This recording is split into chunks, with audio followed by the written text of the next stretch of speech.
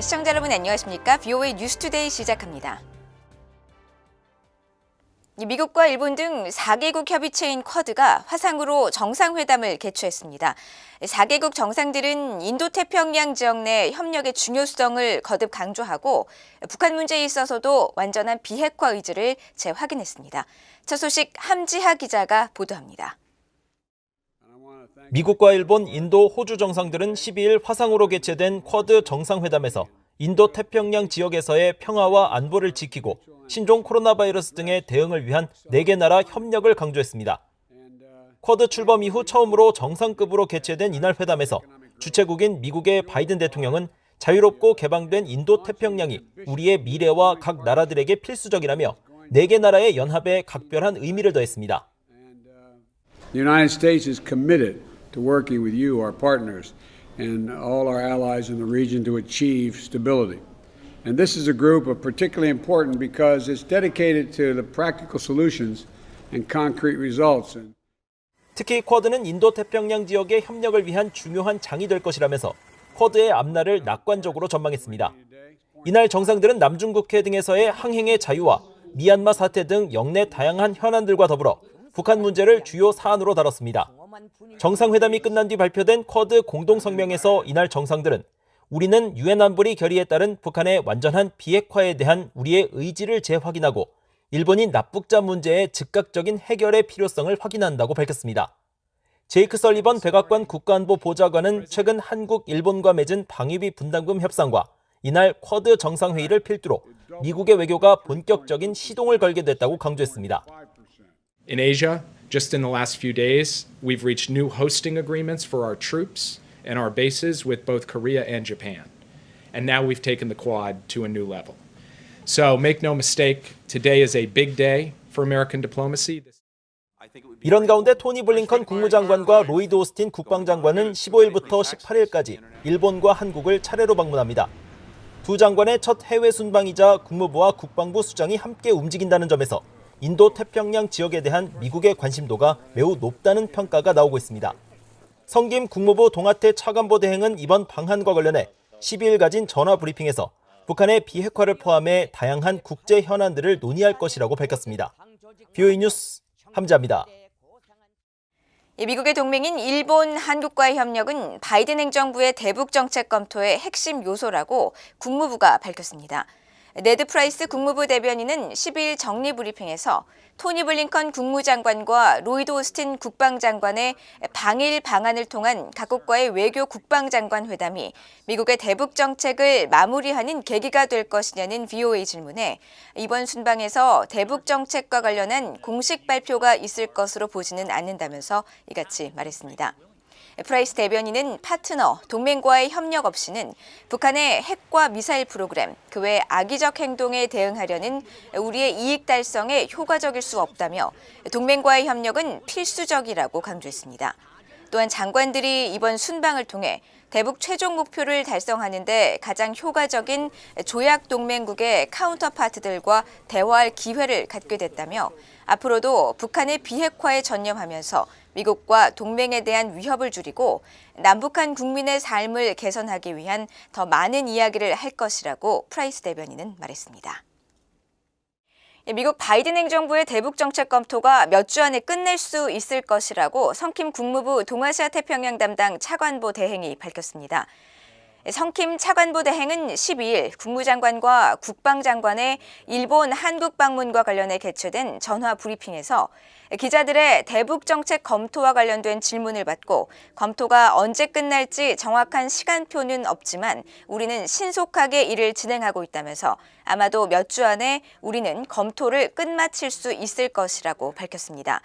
김 차관보 대행은 이어 이번 검토 작업에는 한국과 일본도 어느 정도 역할을 하고 있다고 강조하고 특히 전반적인 검토 작업 동안 일본과 한국의 동료들과 긴밀히 연락을 취했다면서 이는 미국 대북 정책의 모든 중요한 면을 검토하는 과정에서 그들의 의견이 확실히 반영되기를 원했기 때문이라고 설명했습니다. 조 바이든 행정부가 대북 정책을 검토 중인 가운데 미국의 상하원 의원들이 다양한 접근 방안을 제시하고 있습니다. 대체로 외교를 강조하면서도 제재 등 압박을 병행해야 한다는 목소리가 많았습니다. 이조은 기자가 보도합니다. 민주당의 크리스 벤 홀런 상원 의원은 최근 상원 외교위가 개최한 웬디 셔먼 국무부 부장관 지명자에 대한 인준청문회에서 대북 제재 시행의 중요성을 강조했습니다. 미국의 대북 제재법인 이른바 원비어법에 따라 제재를 완전하고 효과적으로 적용해야 한다는 겁니다. I teamed up with Senator Toomey to pass two pieces of legislation. One's the Brink Act to apply secondary sanctions against entities doing business with the North Korean regime, and the Hong Kong Accountability Act. I would like your commitment to work with us to both fully and effectively apply the sanctions under both those pieces of legislation. 상원 외교위에서는 제임스 리시 공화당 간사 주도로 최근 8명의 공화당 의원들이 전략법안이라 불리는 대중국 패키지 법안을 다시 발의했는데 역시 대북 제재 유지의 중요성을 강조했습니다. 법안은 유엔 대북 제재의 보편적 이행에 관한 정책 조항에서 미국의 정책은 북한이 완전하고 검증 가능하며 돌이킬 수 없는 비핵화 조치를 취할 때까지 정권에 대한 최대 경제적 압박을 유지하는 것이라고 밝혔습니다. 또 중국을 비롯해 모든 유엔 회원국들의 유엔 대북 제재 이행을 독려하고 유엔 안보리 결의에 따라 북한 노동자를 받아들이는 관행을 멈추며 북한 정권의 불법 해상 환적을 차단할 것 등을 압박해야 한다고 지적했습니다. 대북 압박 유지에 찬성하면서도 인도적 지원에 한해선 대북 제재 규정을 다소 수정해야 한다는 견해도 있습니다. 민주당의 에드워드 마키 상원 의원은 앤디 레빈 하원 의원과 함께 대북 인도 지원 개선 법안을 발의하며 발표한 성명에서 미국은 북한에 대한 외교적 노력을 계속해야 한다면서도 제재 정책 검토 과정에서 북한 주민들을 돕기 위한 이 법안에 담긴 조치들을 채택하기를 바란다고 말했습니다. 공화당의 영김 하원 의원은 최근 외교위 청문회에서 토니 블링컨 국무장관에게 북한 문제를 다루는 데 있어 인권 문제를 우선시해야 한다며 국무부 북한 인권특사 임명을 촉구했습니다. This position is critical for coordinating with South Korea on our dealings with North Korea and recognize the promotion of human rights issues to bring it on the front burner. And it's very essential for our national interests and to strengthen American diplomacy globally and our leadership. 군사적으로는 북한에 대한 억지 전략을 펼쳐야 한다는 목소리도 있습니다. So I think it's deterrence and containment. If we want to talk along the ways, I don't see particular harm in talking, but I think we need to really understand that when North Korea is concerned, deterrence and containment are key. 스미스 군사위원장은 북한 정권의 행동 변화를 강제할 방법이 많이 남지 않았다면서도 평양의 핵무기 사용의 위험성을 계속 경고해야 한다고 강조했습니다. VA 뉴스 이존입니다. 북한에서 인류에 대한 범죄가 계속 자행되고 있으며 이를 국제사법체계에 회부해야 한다고 유엔 인권 최고대표사무소 OHCHR이 12일 지적했습니다. 마하만의 시색으로 OHCHR 국장은 이날 스위스 제네바에서 열리고 있는 제46차 유엔 인권이사회 정기이사회에서 북한 정권의 범죄 혐의를 국제형사재판소나 특별조사위원회에 회부해야 한다고 밝혔습니다. 또 피해자들의 오랜 고통에 대해 우려한다며 이들의 정의 구현과 보상을 지원하고 향후 북한의 책임을 묻기 위해 관련 정보를 계속 수집하고 보존해야 한다고 강조했습니다. 한편 한태성 제네바 주재 북한 대사는 미국과 서방 국가들이 인권 재판관 행사를 한다며 미국의 북한 인권법과 유럽연합의 세계 인권 제재 체제는 주권국의 내정에 간섭하는 것이라고 주장했습니다. 북한 정권이 정치범들을 노예화해 캐낸 석탄과 물품을 수출해 통치자금으로 활용하고 있다는 보고서에 대해 영국 고위관리가 우려를 나타냈습니다.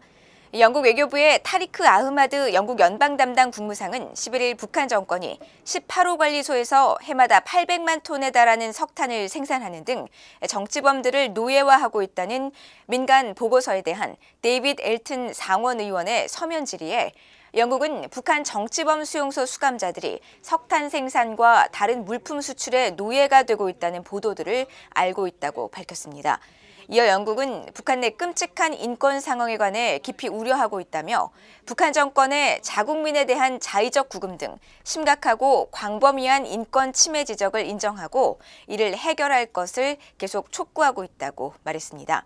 그러면서 영국이 지난 2020년 7월 세계 인권 제재 체제를 통해 북한 국가보위성 7국과 현 사회 안정성의 전신인 인민보안성 교화국을 제재 대상으로 지정한 것도 이런 이유 때문이라고 강조했습니다.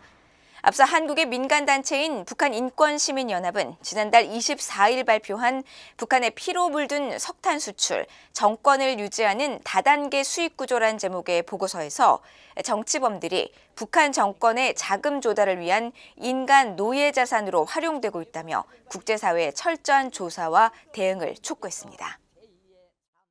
이상으로 BOA 뉴스데이를 마칩니다. 시청해주신 여러분 고맙습니다.